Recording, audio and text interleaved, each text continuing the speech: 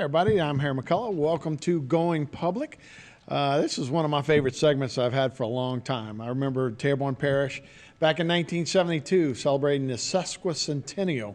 All the men around town had beards, but now, 50 years later, we're talking 200, Terrebonne 200. And to talk about it is Paul Labatt and Chris Pulaski. Thanks for being here, guys. You guys are the co-chairs of Terrebonne 200, which is a cool name, right? Terrebonne 200. And but it's been 200 years since Terrebonne was formed, and we're going to celebrate it. It's still here, barely, but we're going to celebrate it. So let's talk about a lot of things that y'all got planned for this celebration. Correct. We started out just having an idea. I spoke to President Dove about it in 2019, and I said, we ought to do something about celebrating the 200th anniversary of Terrebonne Parish. And he said, yeah, let me think about it. And I saw him again about a month later, and he said, yeah, you're going to chair it. So I think it's something, yes, really. It's something we should celebrate. I mean, how many organizations are 200 years old? New Orleans was just, as we were saying, 300 years old, and not much was said. But we ought to do something. And after the last 2 years, we need a celebration. Oh, we do need a celebration. We've been working on it. We had a committee set up in the beginning of 2020, and we said, nothing can break this committee. We're great. The pandemic came. And so we started again in 21, and we said, we've got a great committee. Nothing's going to slow us down. Hurricane Ida came. But we got together, and I think we've got a great program of celebration. We were supposed to start in January, and we pushed it back to April. So everything we talked about, we're still going to do. Yeah, that's awesome. When you think about our parish has been around for a long time, right? I mean, the Houma tribe, the Indians were all here. No matter where they came from, whether they were here or they came from part of other tribes. But there were also people here, trappers, fishermen. So this community's been around a lot longer than that. But when it became Terrebonne, part of Louisiana, was 1822. So, Chris, talk to me a little bit about what exactly we're going to be doing and celebrating there. Well, the approach that we took was we considered all facets of the community and life in Terrebonne, and we split it up into 12 different topics because, of course, at the time we were planning that we would be celebrating this throughout an entire year. So we would highlight one topic a month. So we're condensing that down into a shorter time frame, but we still have these various aspects of life here, everything from transportation, agriculture, military, education, everything you could think of, there's a category for it. And so we have different subcommittees that are working on those highlights that they'll be doing on a monthly basis.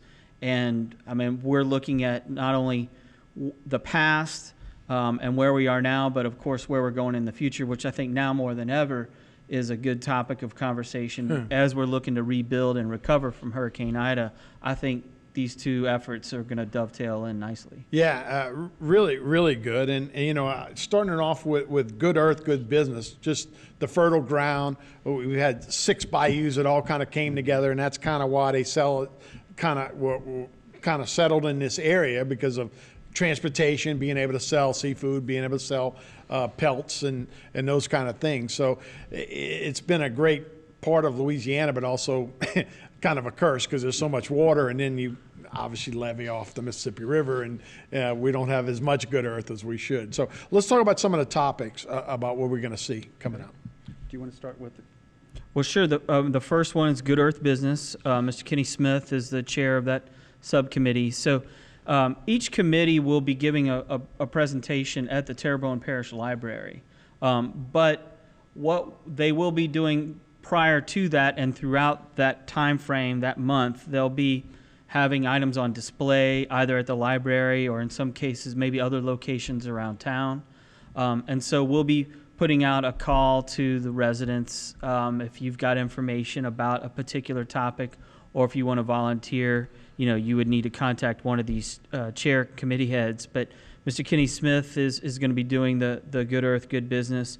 Cruise in the Bayou Country, that's transportation. So Mr. Pat Gordon, he's going to be leading that subcommittee. So we're talking about not just automobile, but all forms of transportation. I mean, all the ways from the barges and skiffs to how kids used to get to school. I mean, that's a very interesting story in Terrebonne Parish. So there's a lot to cover there. Earl Hughes will be heading the environment, Gary Phillips, military, and I'll stop there. Yeah. Well, but no, interesting you say there used to be steamboats. I've seen pictures of big steamboats down here, right across from in Bayou Terrebonne. Obviously, we got permanent bridges now. We don't use the waterways like we once did, but they were much deeper and much bigger because that's the way they did a lot of things. My family came here. They made barrels. They were barrel makers. That's how they ended up in here in Terrebonne Parish. For shrimp or any seafood or salt or whatever it was. So it was a big mecca for that kind of stuff.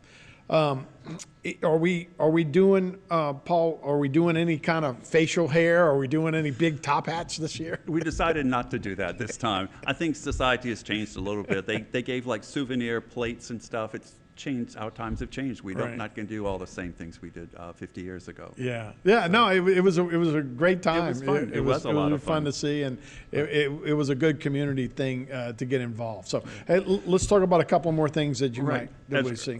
Chris mentioned the environment. Earl Hughes is going to do that. It's not only how much land we've lost over the time period, but he's going to mention the hurricanes and stuff too.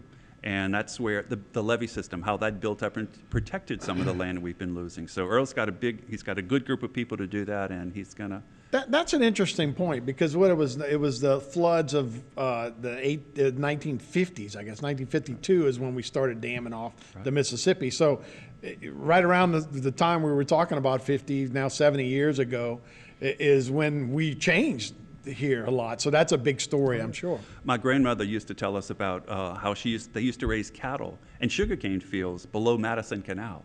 And that's pretty much open land right now. No, so all over like that. Take horses all the way to Last Island. Exactly, correct, right. Military, Gary Phillips is going to do a great presentation on that, how people were involved from Terrebonne Parish in different aspects of the war. From 1812, he said. He's got information from there all the way to the Civil War and then World War I, World War II. Interesting for me is going to be the information on the blimp base on the air base, when blimps were here. Oh, yeah. Because I remember my parents saying they remember in World War II, the blimps, they could see the blimps fly over from the air base. Right. So, that was a time when we talked about German U-boats that were in the Gulf of Mexico, people actually feeding those guys.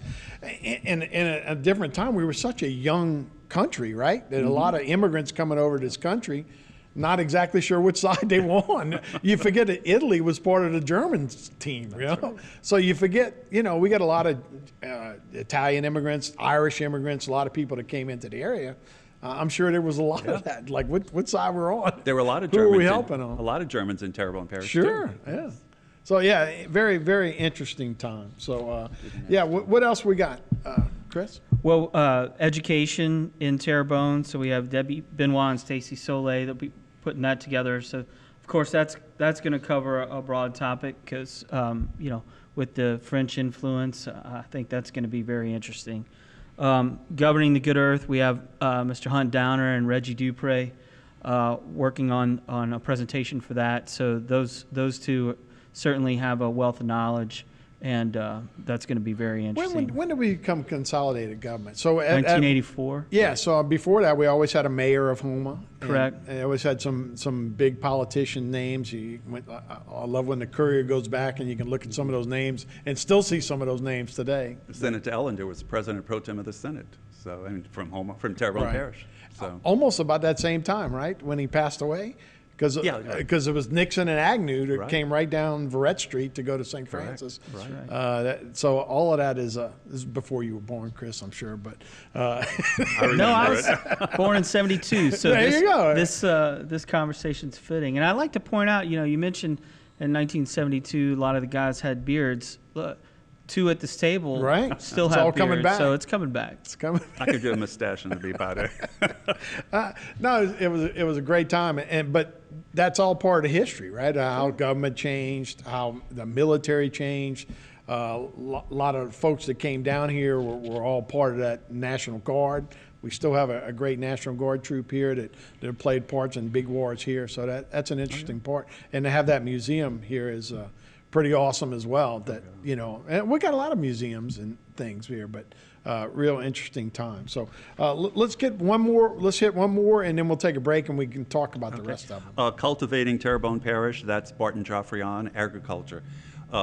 we were talking about at one of our meetings how there used to be rice fields in Terrebonne Parish, which I never ever heard of rice fields, but they're documented there were rice fields here, and indigo was a big crop, and cotton was even grown in Terrebonne Parish, which I thought it was You always thought it was sugarcane, right? Well, Yeah. always sugarcane, but not. And they sold Easter lilies as a cash crop from Terrebonne Parish. They'd shipped Easter Really? lilies to, yeah. In Berg, there were several, in Gibson area too.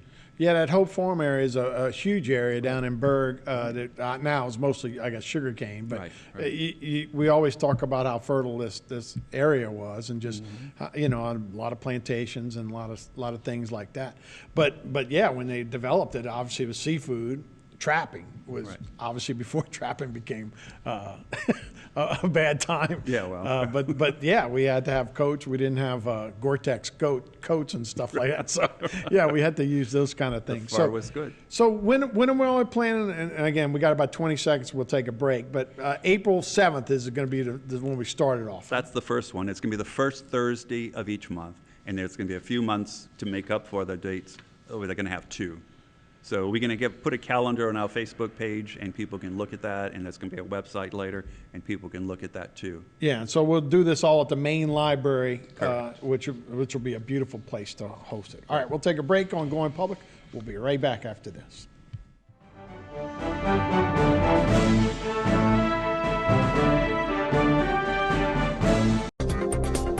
A new company with a lot of history. GIS Engineering has rapidly grown its brand around an experienced team of professionals. GIS Engineering is a full-service planning, engineering, procurement, and construction management company specializing in coastal protection and restoration, upstream and downstream industrial, and transportation infrastructure projects. Putting people first, GIS Engineering, a new company with a lot of history.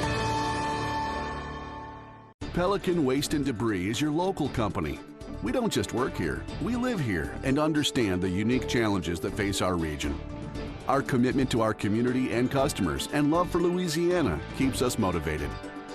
Pelican meets every residential and commercial service need, offering roll-off, front-load, and compactor services, ideal for hotels, restaurants, apartments, construction or industrial sites, and much more. We also make recycling simple and cost-efficient, offering single-stream recycling program options. We have set the highest standards for environmental protection, community engagement, and guaranteed client satisfaction. Visit pelicanwaste.net or call us at 985-873-9553 to save money with hassle-free service. Our team has over 100 years of experience, so we know how to make you happy. The sky is the limit, so fly with the Pelican. A new company with a lot of history. GIS Engineering has rapidly grown its brand around an experienced team of professionals. GIS Engineering is a full-service planning, engineering, procurement, and construction management company specializing in coastal protection and restoration, upstream and downstream industrial, and transportation infrastructure projects. Putting people first, GIS Engineering, a new company with a lot of history.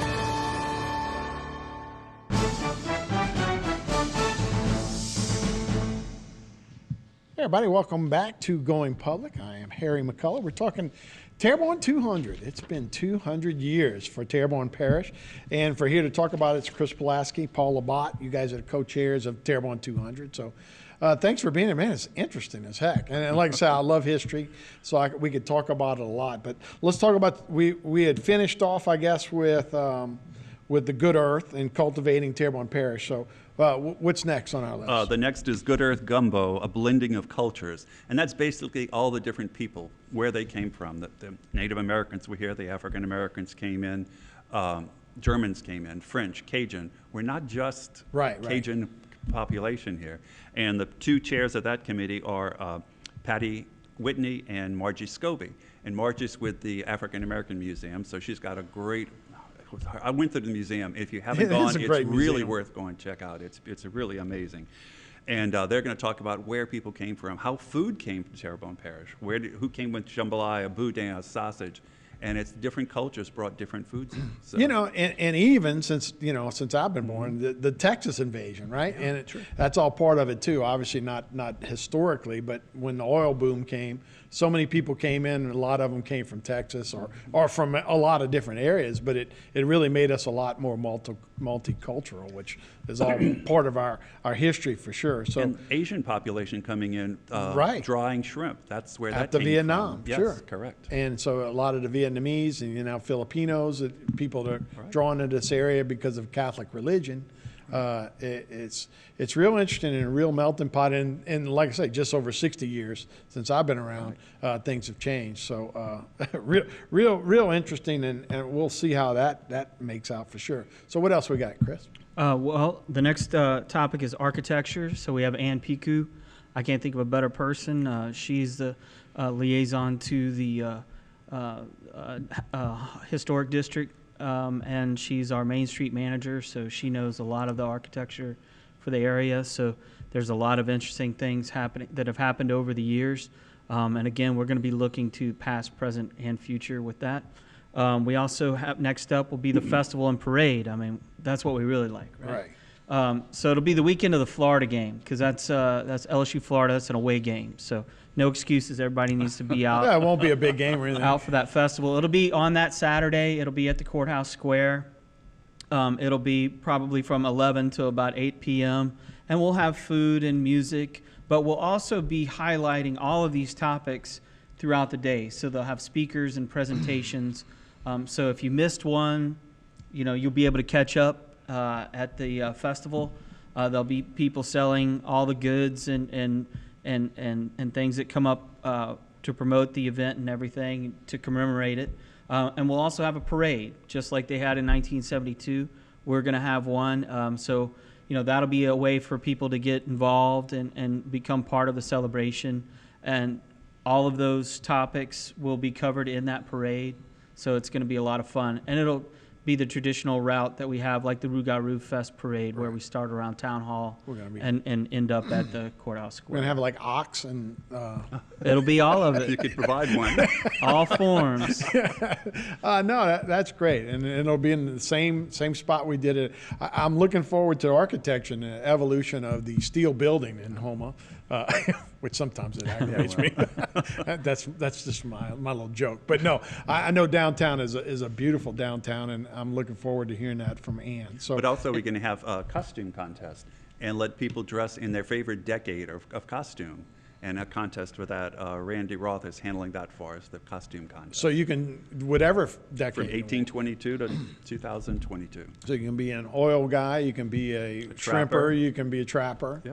That's right. Daniel Boone type, Jim Bowie, Yes, that's actually a very, when you talk about Jim Bowie Park. Correct. And I guess the Bowies actually owned Southdown Plantation. I had somebody on here They saying did for a short I period of time. never knew that. And real interesting. And those oak trees at Jim Bowie Park, that ties into the military Correct. history. So Yeah. it's very interesting stories around It's Terrebonne. still a great spot to go and walk around and see all the military, because we lost. I don't know the number now, but it's each one of those trees was planted for guys we lost during the World War II. So real interesting and great history over there. But yeah, I was like, wow, why Jim Bowie? That guy's from like Tennessee, but he actually was down here for a long time. So we also have sports. Stan Gravois is heading up that. Can't think of a better person to handle that for us. So there's a lot of interesting stories over the years about baseball teams, local baseball teams in town. Houma Indians. That's right. So I look forward to that topic. For sure. That's also, and I'm sorry, I hate to keep jumping in, but that's also, the Houma Indians were like one of the big entertainment things for many people that grew up in Houma. They would go, it's over where Legion Pool was. That's where the stadium was. But, we didn't have cable TV, and obviously we didn't have Netflix. So a lot of folks at night would run over to the ballpark, and that was a big part. But a lot of those Houma Indian guys ended up settling here, getting jobs with Texaco and all of those oil companies. All these jobs were coming in. They didn't make it to the big leagues, but they formed, and Toot White, who was my first Little League coach, was a guy that played second base for the Houma Indians. He stayed here, and his family is now have a couple of generations here. So real interesting. Seafood, which is, again, that's why we're here, right? Exactly right. Representative Jerome Zorang is going to chair that one. He's looking forward to it. It covers so far back, really. You think of shrimp, oysters, and crabs, but there's so many alligators. Really, Oh, yeah. Alligators, ducks are really marine animals. So, nutria, I guess, are really considered marine too. Beaver, yeah. Yeah, well, not many beavers here, I guess. But We didn't have nutria back in 200 years that's ago. true, right? Correct. But he's going to bring in people who were fishermen or who knew their grandparents were fishermen and say how they did it in the old days, and bring in people from the state to give a history of how much money Terrebonne Parish produced. I think it's like from Terrebonne's waters to the nation's tables. Oh, absolutely. So, I mean, we provided food for the nation. Still do. Yeah, right. You know, to and a lot has large changed, extent. you know, and they're under a lot of pressure. But yeah, that's where we were founded here. Again, trapping and fishing. So Z's going to do a good job with that one, I'm sure. I'm looking forward to that. You know Yeah, it. so good. And then just bringing it all together, Karen Schilling at the end. Les Bon Temps Roulés in Terrebonne Parish. So she's going to bring what people did over the years. I mean, what they did for entertainment. I mean, they worked hard. I mean, people in those days had to work to provide everything, but they needed some form of entertainment, whether or not it be fishing rodeos or quilting bees for some of the ladies. I guess cockfighting was a big thing here at one time. It was all over in the South. So, so you would think that happened too, but there's Until recently, actually. well, yeah, then you had to stop, right? So, but there's so many things they did for entertainment, and festivals, I guess, were part of it. Church festivals, the one down Little Caillou, Lagniappe on the Bayou was there forever, and it's a shame that got canceled because that brought communities together, and people used that as a reason to come back home and just to visit at that time period. So this is what a great time for this, and like I say, I mean to bring all the cultures together, right? Because I mean, it's 200 years, but we've had people here for a lot longer than that. Definitely. So it would be interesting to see how the Indians kind of how they feel about the government and how everything is kind of all come together. Interesting time, and obviously how some of the Native African Americans, how they ended up here too. Yeah. So that'll be a real good history lesson for a lot of folks that you don't know. And like I said, every time I do something like this, I go, I didn't know that. So it's awesome. Well, it's going to be a lot of the younger people, especially, have no idea what happened. Like the blimp base, they call it the air base, but Right.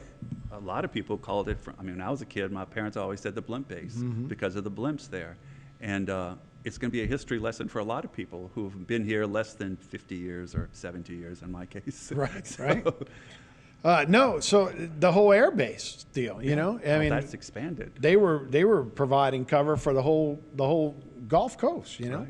with those blimps.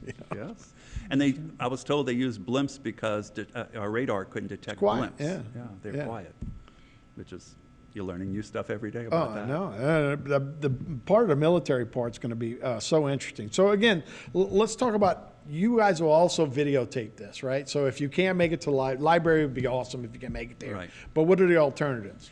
You're gonna. Well, all the presentations will be available on Facebook page, on all the social media that we have on the website. But the festival, again, will be another opportunity for people to see and learn and actually maybe, get their hands on these artifacts over the history.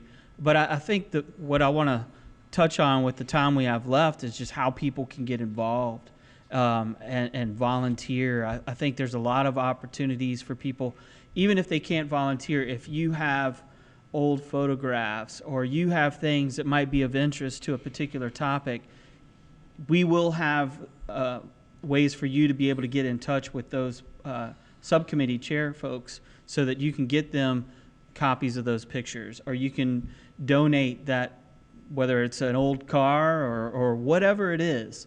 And of course I say donate because, these are going to be coming from people's houses and homes and families. So it's certainly something we want to take care of and return. So how do they get in touch with the website? The website, Facebook page will be the first thing First that's up and running, and that'll be Terrebonne 200. So it'll be easy to spot. And we'll have links to all that on Parish's webpage and things like that. All right. No, that's good. Y'all expect, I'm sure you're getting a good response from people. We are. And we really want to give credit to the Terrebonne Parish Library, who's been a great research to all these different committees and stuff. Dr. Chris Sinak has been doing a wonderful job providing He's information. been a historian for yes, sure. for a long, long time. The Genealogical Society has done a great job, and Nichols has done a great job too, looking up information for us and providing that information. Man, I can't wait. Like I say, even if I can't make it there, I'll be like in the middle of the night. I'll be just binging this like it was Game of Thrones or something. It's going to be on the government network TV too. That's right. Yeah, so I'm really looking forward to it. Chris, Paul, thank you guys so Thank much. you. All right, that's Going Public. We'll be right back after this.